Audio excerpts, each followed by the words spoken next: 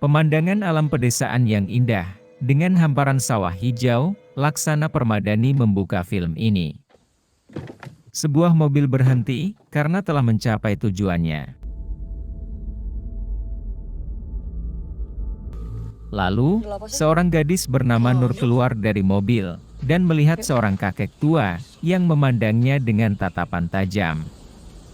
Nur yang keheranan, menyaksikan hal itu hanya bisa diam. Dari tempat perhentian itu, mereka bertiga meneruskan perjalanan menggunakan ojek.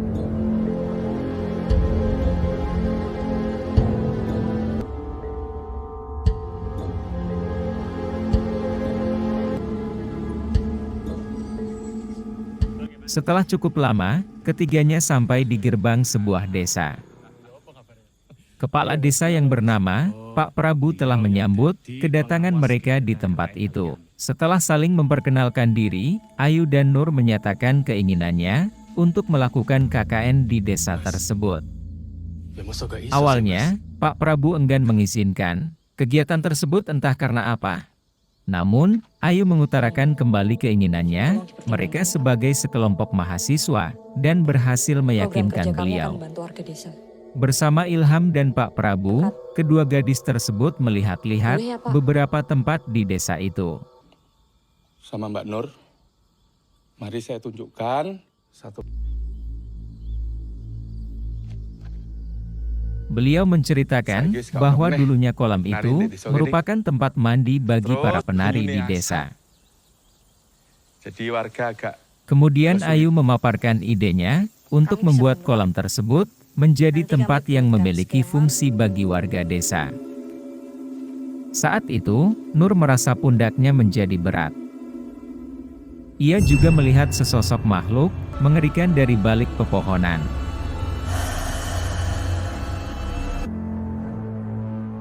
Beberapa minggu kemudian, Ayu dan Nur kembali ke desa tersebut. Kali ini, mereka bersama teman-teman yang tergabung dalam satu kelompok KKN, yaitu Bima, Widya, Anton, dan Wahyu.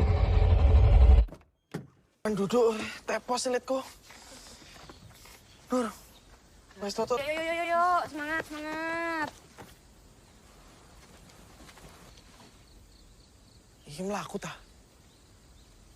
Ketika menempuh perjalanan menggunakan ojek, Widya yang berada paling belakang mendengar suara gamelan. Selain itu, ia juga melihat sesosok wanita yang berpakaian tradisional di kejauhan.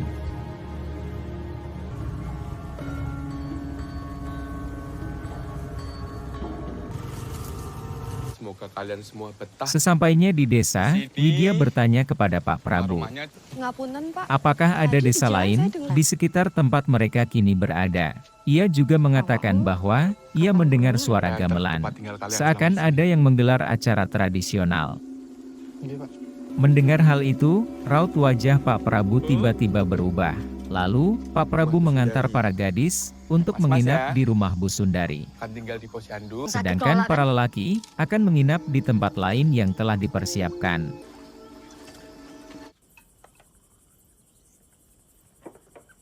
Bu, jaga sikap, Wit. Malam pertama di desa tersebut, Widya yang tidak bisa tertidur. Setelah melihat sosok nenek tua di sebelah Nur. Anehnya, nenek tersebut membelai kepala Nur.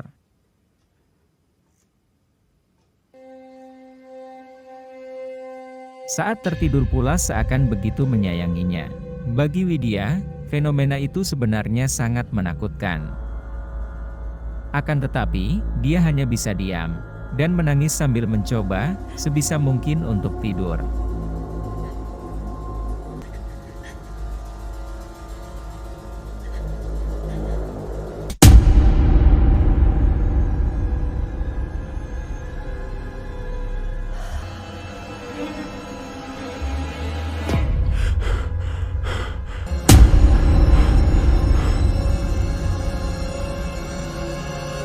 Keesokan harinya, Pak Prabu mengantar para mahasiswa tersebut untuk berkeliling desa. Mereka mengobservasi tempat-tempat yang mungkin akan menjadi target dari program kerja mereka. Menghargai semesta dan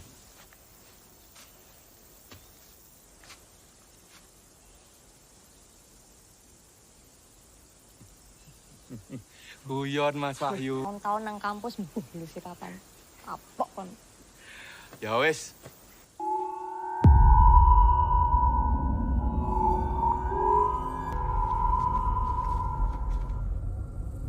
Ketika sampai di makam desa, Pak Prabu menjelaskan mengenai batu nisan yang ditutupi kain hitam kepada mereka. Tiba-tiba, Nur melihat sesosok genderuwo, mata merah menyala, tengah menatap ke arah mereka. Ia pun tiba-tiba merasa lemas, sehingga Bima harus mengantarnya kembali ke tempatnya menginap. Sementara itu, Pak Prabu dan yang lainnya melanjutkan kegiatan mereka. Pak Prabu menunjukkan sebuah gapura yang merupakan pembatas desa tersebut. Desa dan hutan. Apalagi sampai Lalu, beliau mengingatkan para mahasiswa tersebut agar tidak melewati gapura yang membatasi desa itu dengan hutan lepas. Selain itu, Pak Prabu juga sempat menyinggung keberadaan sebuah tempat keramat yang bernama Tapak Tilas. Entah mengapa, Nur bisa berada di tengah hutan sendirian dan bertemu dengan genderuwo itu lagi.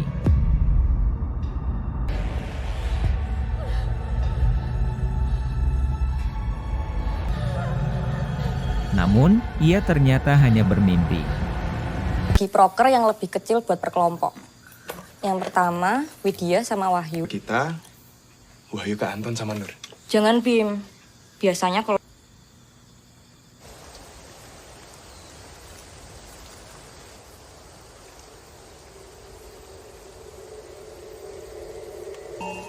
Saat makan malam, Ayu menanyakan perihal Bima Katanya kepada Bima. Nur. Maka, terungkaplah bahwa selama ini Ayu telah memiliki perasaan bukannya suka Pak Prabu kepada ngelarang Bima. Sanur? Sejak saat itu, para mahasiswa tersebut mulai mengalami mungkin anak-anak fenomena-fenomena mistis. Nur dan Widya mendengar suara gamelan, kidung Jawa, dan melihat sosok penari tradisional, berpakaian serba hijau, saat mereka tengah bergantian untuk mandi.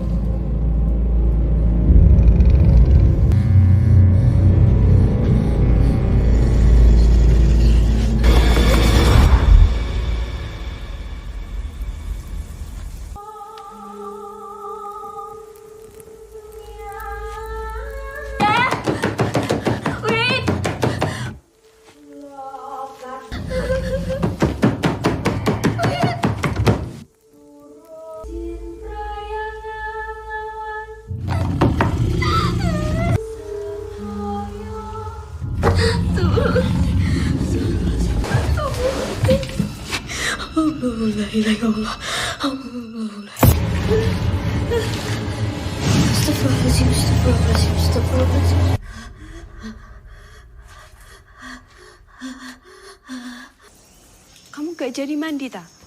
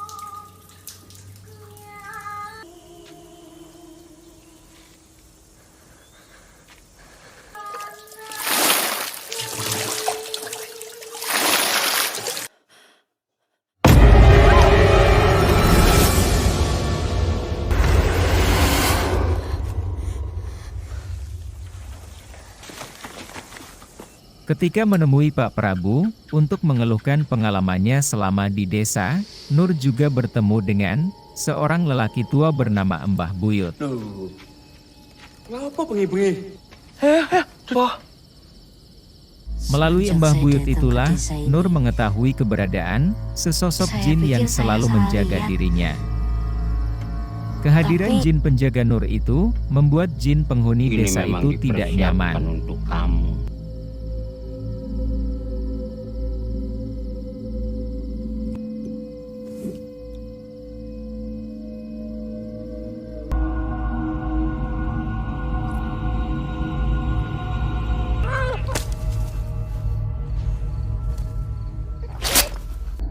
Ternyata, makhluk yang sering menampakkan dirinya kepada Nur adalah jin Kamu penunggu lihat. desa tersebut. Adalah makhluk yang menguasai tempat yang tidak semua orang bisa lihat ke desa ini. Namun, setelah melakukan komunikasi dengan Mbah Buyut, jin penghuni desa itu pun berjanji tidak akan mengganggu Nur lagi. Tanggung jawab.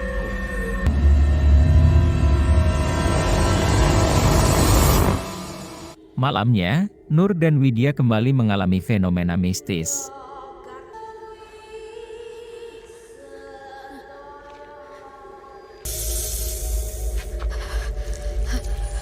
Nur merasa melihat Widya tengah melilitkan seekor ular pada tubuhnya.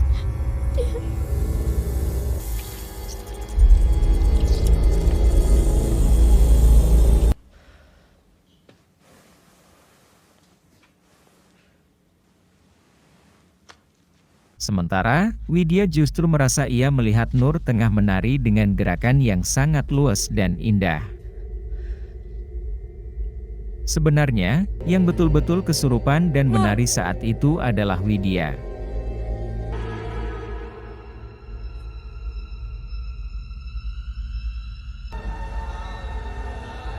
Nur, kamu ngapain? Sadar, Nur. Wahyu, salah satu teman mereka, adalah orang yang memergoki Widya malam itu, sementara Nur hanya bermimpi. Ia terbangun karena mendengar keributan, lalu keluar dan menemukan Wahyu sedang berusaha menyadarkan Widya.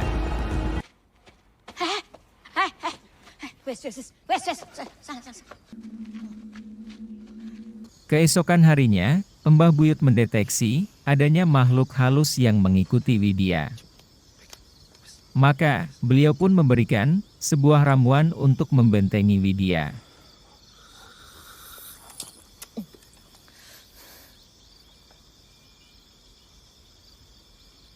Minum kopi nih.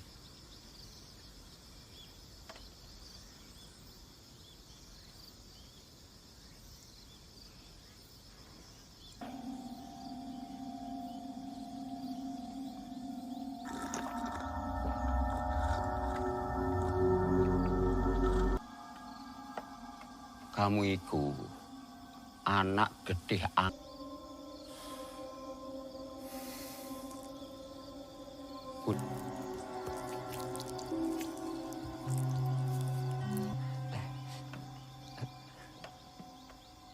Kok mek Widya suwun?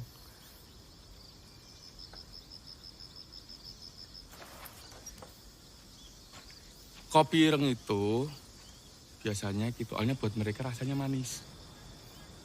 Saya aja suruh minum kopi itu. Tertarik sama Mbak Widya. Tapi Nur, aku mau cerita. Di sisi lain, Anton mengatakan Sumpah, ada hal aneh tentang Aku juga Bima bingung kepada banget. Nur. Kayak ngono. Semula, Nur tidak Mas, ayo. mempercayai perkataan Anton, tetapi Anton lalu menunjukkan bukti adanya sebuah sesajen di kamar Bima. Sayangnya, baik Nur maupun Anton melewatkan foto Widya yang juga ada di tempat itu.